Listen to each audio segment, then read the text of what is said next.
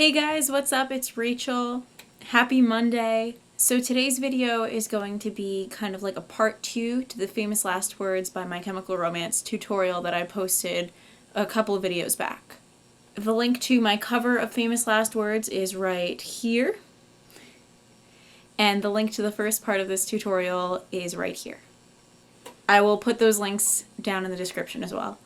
So you guys requested that I go a little more in depth with this tutorial about chords, particularly fifth chords, and kind of how to play around with them. So as much as I hope that this tutorial helps guitarists of all experience levels, please keep in mind that this is geared specifically towards beginners. So some of this stuff is super basic. Just please be patient and feel free to fast forward through as much of this as you want, because if you do know how to play the guitar already, this is probably going to seem pretty redundant and boring. I'm going to basically go over some basic guitar stuff, some really easy music theory. I'm not going to go in depth at all. I don't expect you guys to suddenly want to get your PhD in music, but as a music nerd, I kind of have to explain this stuff to you to make it really easy, and also to feel like I'm doing my job right, teaching you what's going on. So basically, music has an alphabet. It's A through G. A, B, C, D, E, F, G. In that order, just like the English alphabet. And most of those notes have sharps and flats. And what that is it's a little note in between the letter. Like, for example, this is an A, and this is a B. But if you notice, there's another fret in between. That would be A sharp or B flat, which basically means it's higher than A, but lower down than B. Now the alphabet is A, B, C, D, E, F, G, back to A. It loops over and over and over, and as it repeats over and over, the frequencies and the notes, how they sound, continue to get higher in pitch. So you go from a G that sounds like this to a G that sounds like this, and so on and so on. Those notes are both G, but there is an octave in between them. An octave is basically like one G, and then you go A, B, C, D, E, F, G again. It's the space in between one G and the next G, or one B and the next B. Any two notes with the same name that has a whole musical alphabet in between. That's an octave. So why am I telling you all this? You just want to play My Chemical Romance song. Well, in order to understand where your fifth chords are going to take place, you need to kind of understand where these notes, these letters of the alphabet, lie on the fretboard over here. So it's pretty easy to find a note if you know where you're starting and if you know how the alphabet goes. There is no such thing as E sharp, and there is no such thing as B sharp, but everything else exists. So the alphabet, with half intervals included, chromatically, which is a fancy word for everything here, not just skipping to the letters themselves, but also those little notes in between, would be A sharp, B, no B sharp, so just straight to C, C sharp, D, D sharp, E, no E sharp, that's not a thing, F, F sharp, G, G sharp, and then back to A, over and over and over, basically forever. This string is called an E. When you play it open with no fingers on it, this top string, the note will be E. And you know that what comes next in that little chromatic alphabet that we were using before is an F, because there's no such thing as E sharp. So the next step up from E isn't that little half thing, you're just going right to F, because we know how the alphabet goes. So we know that putting your finger on that first note over there, one little fret up would be an F. Keeping the musical alphabet that I just discussed in mind, we know that we could just keep going like that. E, F, F sharp, G, G sharp, A sharp, B, C, etc., etc. So keeping in mind that 0 is E, which means that E, F, F sharp, G. G is number 3 over there.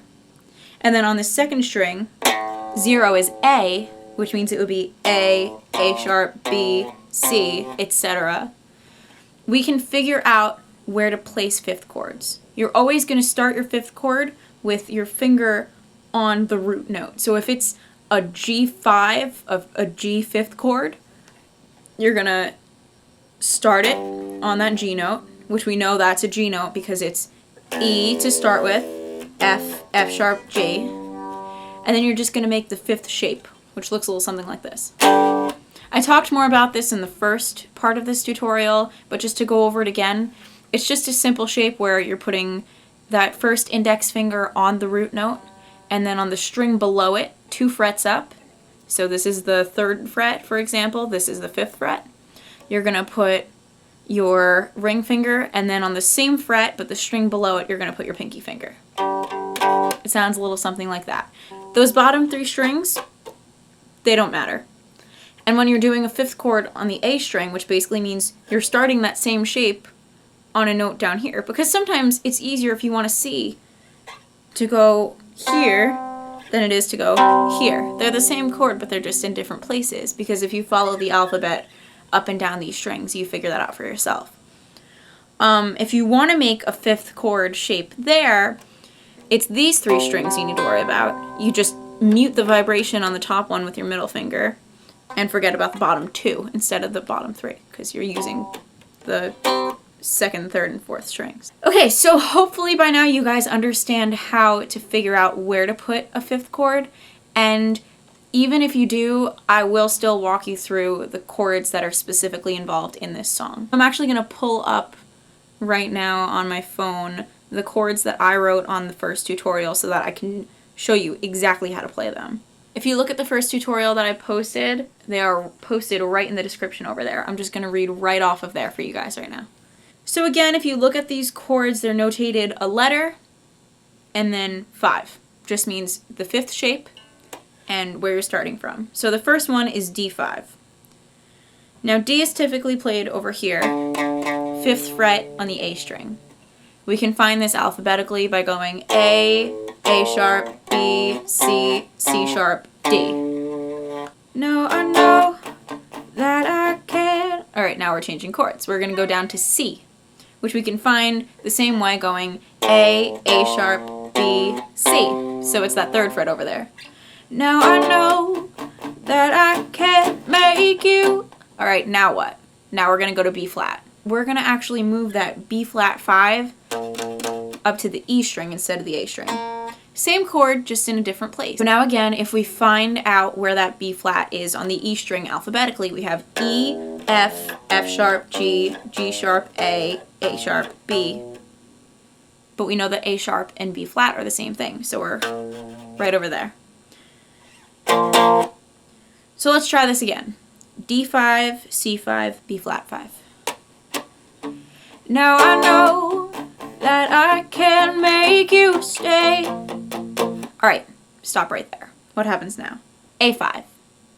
Now we know that B flat is the same thing as A sharp, and A sharp just means 1 fret higher than A. So right now we're 1 fret higher than A, 1 fret further this way than A is. So that means, hey, it's A, what's up? And on that same ticket, we know that G comes right before A in the musical alphabet. But there is a such thing as A flat or G sharp, which means that the G, which we actually discussed earlier in this video, is the 3rd fret over there. Because we know E, F, F sharp, G. So now we already have all of our verse chords. We have D5, C5, B flat 5, A5, G5. Now we just need to work on getting them in the right order, which you can totally get by just going through it slowly and trying to follow along as best as you can, and then playing along with either me or the original recording. So I'm going to play it really quickly for you guys so that you see. And all the verses just repeat this. So once you have this nailed, you're golden for most of the song. So here you go. Now I know that I can make you stay, but where's your heart? But where's your heart? But where's your, and I know, and then we're back at the beginning with the D5 again. There are only really 4 sections to this song. There's the riff that I teach you guys in the first part of this tutorial, the verse, which I just taught you guys now, the chorus, and then that weird, these bright lights are part, whatever. That part I don't really play it the way that they do in the recording because they have a full band and I'm just one human being. But I'll show you, I'll get there, I'll totally get there. And that's actually a completely different kind of animal than the 5th chords. So if you want, I can make a part 3 to this tutorial explaining that part. But for now, I'm just going to stick to the chorus and the verse for this video. So now we only need 4 chords for the chorus. We need F5, B flat 5, G5, and C5. We already know where C5 and B flat 5 are. We already know where G5 is. And we know that if we go E, F, there's our root note for our F5 chord. So we just make the shape right there. The chorus starts on F5. I am not afraid to keep on living. And then we know from the verse that B5 is right here, same spot as F5, just down a string on the A string starting. I am not afraid to walk this world alone. Alright, now G5. We know that that's the 3rd fret over here. Honey, if you stay, I'll be forgiven. Nothing you can say can stop me going home. These are all chords that you guys already know from the verse. So really the only new guy over here was the F. So just practice that. Please let me know in the comments what you want to see in future videos. If you have any questions or you need help with anything else, I will be more than happy to help. I actually give personal guitar lessons too, so if you're interested in that, just let me know and we can set something up. Please don't forget to hit the like button and hit subscribe because I put out new videos every Monday and Thursday, and I'll see you guys next time.